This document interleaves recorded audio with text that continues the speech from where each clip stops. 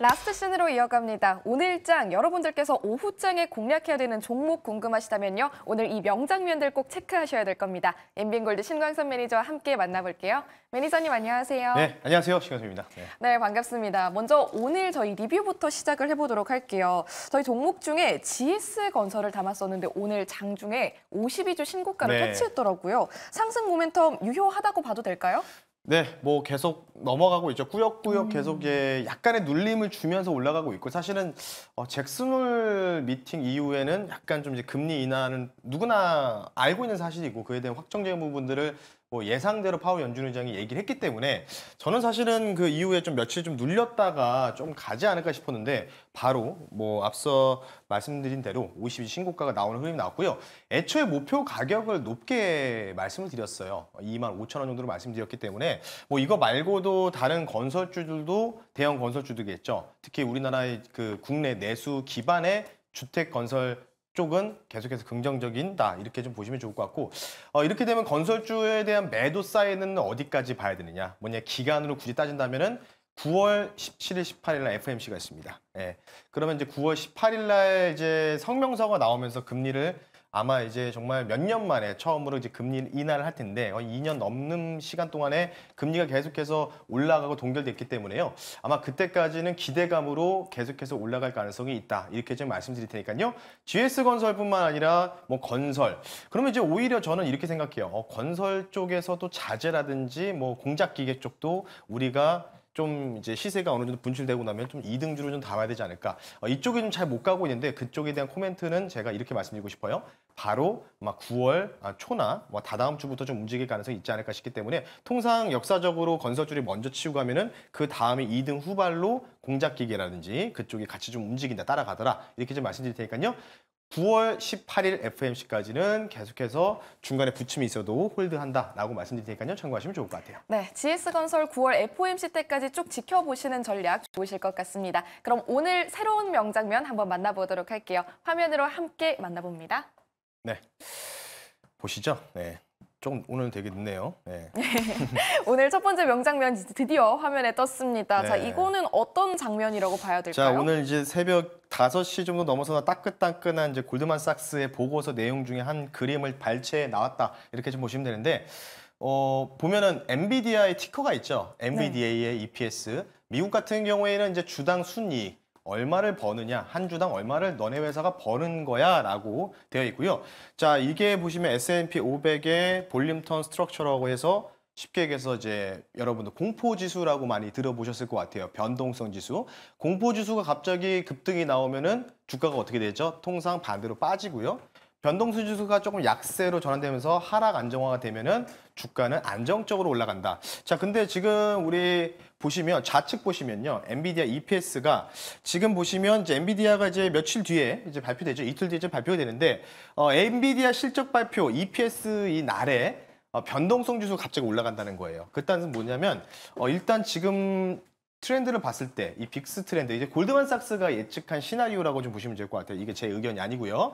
골드만삭스 보고서에 따르면 엔비디아 EPS 실적이 나오는 날까지는 주가를 조금 못 가게 흔들 가능성이 높다. 뭐 하락이 좀 유발될 가능성이 높다는 얘기죠. 오히려 그 이후에 빅스 지수가 하향으로 안정돼서 어떻게 됐죠? 안정화되죠. 그러면서 오히려 대선 때까지는 무난할 거야. 안정화될 거야. 그러니까 지금 S&P 500의 뭔가 이제 투자 시나리오라고 보시면 될 것 같아요. 그러면 우리가 여기서 유추해 봤을 때 그럼 엔비디아 실적 발표 전까지 국내 반도체들도 떴다 밀리고 또는 좀 밀렸다가 아래 꼬리 달고 약간 이런 모습을 좀 보여줄 가능성이 있기 때문에 그러면 오히려 이제 이틀 남은 상황이니까 오늘과 내일까지 우리가 이 종목을 좀 봐야 되지 않을까 싶어서 반도체 종목 들고 나왔습니다. 잠시 뒤에 말씀 한번 드려볼게요. 네, 오늘의 첫 번째 명장면은 골드만삭스에서 발췌한 오늘 아침에 나온 자료로 뽑아주셨고요. 이 안에서 엔비디아와 관련된 종목이라면 하나밖에 안 떠오르긴 하는데요. 어떤 종목이죠? 네, 종목명 말씀을 드리겠습니다. 종목명은요. SK 하이닉스라는 종목을 말씀 한번 드려볼게요. 네, 오늘 하이라이트주 SK 하이닉스로 공략해 보도록 하겠습니다. 사실 저희가 앞서서도 엔비디아와 관련된 이슈 있을 때 공략했었던 종목이잖아요. 네, 맞아요. 근데 뭐 이제 한 이번에 한 3번째인 것 같은데 2번째 공략했을 때는 엔캐리 트레이드 청산 터져가지고 뭐 이때는 뭐 모든 종목들이 다 손절가를 다 터치할 수밖에 없었기 때문에 그래서 좀 빠졌다. 이때 SK 하이닉스가 15만 원대까지도 밀렸으니까요. 지금 SK 하이닉스를 제가 좀 유심하게 보고 있는데 지금 마이너스 3% 하락 나오고 있는데요. 외국계 프로그램 쪽에서 매수세가 오히려 받쳐주면서 지금 이제 지지를 받더라고요. 그러니까 저도 좀 이거 내용에 대해서는 좀 수급 흐름들을 장 끝나고 확인해 봐야 된다 이렇게 좀 말씀드리고 싶고요.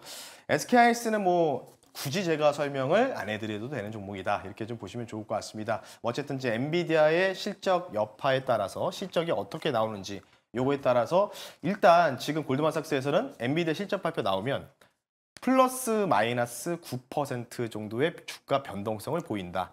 잘 나오면 9% 올라가는 거니까요. 엔비디아가 135, 6불, 옛날로 따지면은 1360불 이렇게 찍는다라고 보시면 될 것 같고요.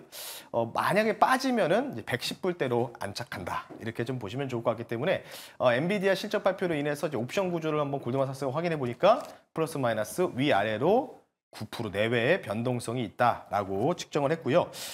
SK하이닉스가 저 얼마 전에 또 얘기가 나왔었죠. D램 가격을 5% 정도 인상한다. 그럼 그 뜻은 뭘까요? 결국은 D램 가격이 인상된다는 거는 기존에 쌓아놓던 재고가 많이 쉽게 얘기해서 많이 축소되고 있다. 재고가 축소되고 있다는 거는 D램 가격, 수요가 증가하고 있는 만큼 가격은 5% 상승한다. 요거에 따라서 하반기 메모리 사이클 변화에도 긍정적인 좀 영향을 미치기 때문에 뭐 어찌됐든 간에 이런 부분들은 사실 이제 거시적인 환경 속에서 우리가 좀 볼 수 있겠지만 지금 입장에서는 이게 SK하이닉스가 전고점을 넘어갈지 제가 지난번에도 말씀드렸지만 SK하이닉스 전고점 올해 넘어가기 힘들다고 말씀드렸잖아요. 하지만 지금 주가가 그래도 좀 많이 떨어진 과대 낙폭 구간으로 좀 판단되고 있기 때문에 리바운딩을 좀 생각해 보자라는 측면에서 가지고 나왔으니까요. SK 하이닉스 가격 전략 잠시 뒤에 말씀을 드려볼게요. 네, SK 하이닉스 투자 포인트 체크해 드렸고요. 엔비디아 실적 발표 때까지 좀 유심히 지켜보시면 좋을 것 같습니다. 가격 전략은 어떻게 볼까요? 이전에 저점이 이제 엔캐리 트레이드 청산으로 해서 3일 연속 이렇게 장대로 거의 뭐 20% 넘게 급락이 나왔던 부분들이 없지 않아 있었고요. 이전 저점이 한 15만 5천 원 정도 됩니다. 현재 주가가 17만 4천 원 정도 되는데요. 여기에서 이제 단기 반등을 좀 노리고 들어가자라고 좀 말씀드린 측면에서요. 목표 가격 말씀드릴게요. 이전에 고점 연역이죠. 20만 원 선을 말씀 한번 드려보겠습니다.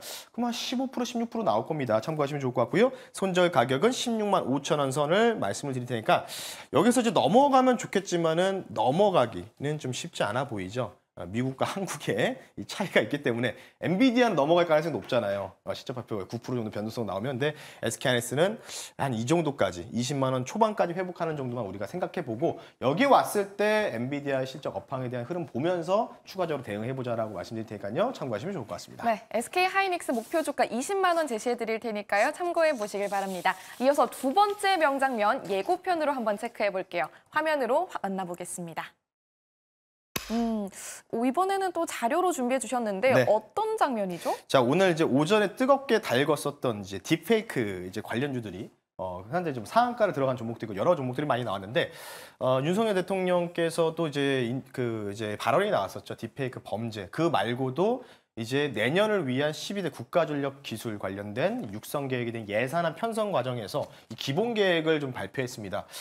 보시면은 이제 상위 이 1번부터 3번까지만 좀 집중적으로 보시면 좋을 것 같은데 가장 많은 이제 3대 게임 체인저 분야로 해서 AI 반도체 뭐 아시죠? 첨단 바이오 그리고 오랜만에 등장한 테마 키워드죠. 바로 양자 기술, 양자 역학. 사실 윤석열 대통령께서 취임 전에 이미 양자 관련된 부분에서 관심을 많이 표명하고 실제로 스위스 국립대학에서도 이 스위스가 양자 관련된 보안 쪽에서 굉장히 특출난 국가거든요. 이 스위스의 그 한 연구대학을 방문했던 이력도 있었기 때문에 다시 이런 뭔가 정부 정책 테마가 다시 또 나올 가능성이 있지 않을까 싶기 때문에 딥페이크 다음으로는 이제 양자를 좀 봐야 되지 않을까 싶어서 양자 역학 관련주 한번 잠시 뒤에 말씀 한번 드려볼게요. 네, 오늘 장 예고편은 3대 게임 체인저 분야 안에서도 양자 쪽을 좀 주목해 주셨습니다. 어떤 종목일까요? 네, 제가 한번 판단했을 때는 가장 조금 이제 최근 과거 이력에서 양자 테마가 불거졌을 때 1등 했던 종목. 이게 먼저 저는 좀 좋을 거라고 좀 생각하고 있는 시세가 좀 분출되기 빠르다라고 말씀드리고 싶고요. 종목만 말씀드릴게요. KCS라는 종목을 말씀 한번 드려보시도록 하겠습니다. 네, 내일장 스포일러주는 KCS로 공략해 보도록 할게요. 모멘텀 어떻게 체크해 볼까요? 네, 양자 기술을 활용한 암호 칩을 현재 개발하고 생산하고 있는 업체다. 이렇게 좀 보시면 좋을 것 같고요. 사실 양자역학이 조금 설명하기가 좀 어렵죠. 뭐 이게 좀 과학적으로도 사실 좀 생태 끝쪽에 있는 끝자락에 있는 쪽이라기 때문에 어찌 보면 보안과도 연관되어 있는 쪽이다. 이렇게 좀 보시면 좋을 것 같고요. 이 관련된 부분에서 지금 이제 과거를 봤을 때 제가 시세가 가장 많이 뿜어져 나왔던, 그리고 뉴스 나올 때마다 뭔가 상한가를 한번 찍어줬던 종목들이 대부분 이런 KCS라는 종목의 특징이다. 이렇게 좀 보시면 좋을 것 같고요. 정부가 이제 앞서 말씀드렸던 게임 체인저 관련된 부분들 예타 면제까지 좀 발표가 이미 좀 나온 상황이기 때문에 이 관련돼서 상용화 속도도 좀 빠르게 좀 진행될 가능성이 높고요. 그리고 12대 기술의 50조 원, 물론 이제 베스트 3 안에 드는 이 3위권의 즉 양자 관련된 부분에 대해서 정부 정책들이 본격적으로 하반기 들어서는 드라이브를 걸 가능성이 높다. 이렇게 좀 말씀드리고 싶기 때문에요. 잠시 뒤에 주가 위치 보면서 가격 전략 말씀 한번 드려볼 수 있도록 하겠습니다. 네, KCS 투자 포인트 체크해 드렸습니다. 눈여겨보시길 바라고요. 가격 라인 어디까지 볼까요? 네, 제가 앞서 SK하이닉스 소개시켰지만 SK하이닉스가 올해 연고점, 신고점을 달성하기 좀 힘들지 않을까요? 라고 좀 말씀드렸던 이유 기억나시죠? 매번 나올 때마다 상반기는 모멘텀이고 하반기는 통상 국내는 테마였다. 이렇게 좀 말씀드리고 싶기 때문에 양자 테마다 이렇게 좀 보시면 좋을 것 같고요. 최근에 이제 거래량이 바닥권에서 2번 정도의 거래량이 급증을 했던 이력이 있던 종목이고요. 바닥에서 지금 올라오면서 또 장대 거래량이 좀 터졌어요. 그래서 아마 돈이 조금 들어온 흔적들이 좀 이 거래량을 통해서 확인이 되지 않았나 이렇게 좀 생각하는 차원에서 목표 가격 말씀드릴게요. 좀 길게 보겠습니다. 테마기 때문에 목표 가격은 8,400원 선으로 좀 말씀 한번 드려볼 수 있도록 하겠고요. 손절 가격은 6,200원 선으로 좀 타이트하게 좀 잡아드릴 테니까 좀 가벼운 이 유통 물량이 없는 조금 이제 좀 작은 종목이기 때문에 시총 한 800억 정도 규모거든요. 한번 또 뉴스 플로우가 나오게 된다면은 금방 또 상한가도 찍을 수 있는 종목 중에 하나가 되지 않을까 싶기 때문에 아마 하반기는 이런 쪽으로 계속 우리가 테마가 연속적으로 펼쳐지는 현성군 위주로 봐야 된다. KCS 말씀 한번 드려봤습니다. 네, 목표 주가와 손절 라인 체크해드렸으니까 눈여겨서 보시고요. 목표 주가 8,400원 제시해드렸습니다. 이렇게 오늘도 오후장 공략주 2가지 만나봤는데요. 방송 끝나고도 매니저님 이야기 들어볼 수 있을까요? 네, 뭐 올라가는 종목들 쫓아가는 것도 좋지만 뭐 지금 아마 반도체 다 물려 계시고 제가 반도체만 계속 말씀을 드리고 있습니다. 방금 보여드렸던 골드만삭스의 반도체 엔비디아 실적 관련된 부분들의 보고서 내용들 이거 말고 더 많으니까요. 그 내용도 궁금하시면 제가 30분 동안 진행할 거예요. 3시 50분에 너튜브에 MBN고대 신가서 또는 신가서 주식이라고 검색하시면요. 오늘 나온 골드만삭스의 따끈따끈한 보고서 내용에 대해서 한번 제가 설명을 드릴 테니까요. 예, 잠시 뒤에 반도체 궁금하시면 들어오셨으면 좋겠습니다. 네, 신광선 매니저의 무료 공개 방송 꼭 놓치지 말고 함께 하시길 바랍니다. 여기서 인사드릴게요. 매니저님 고맙습니다. 네, 고맙습니다.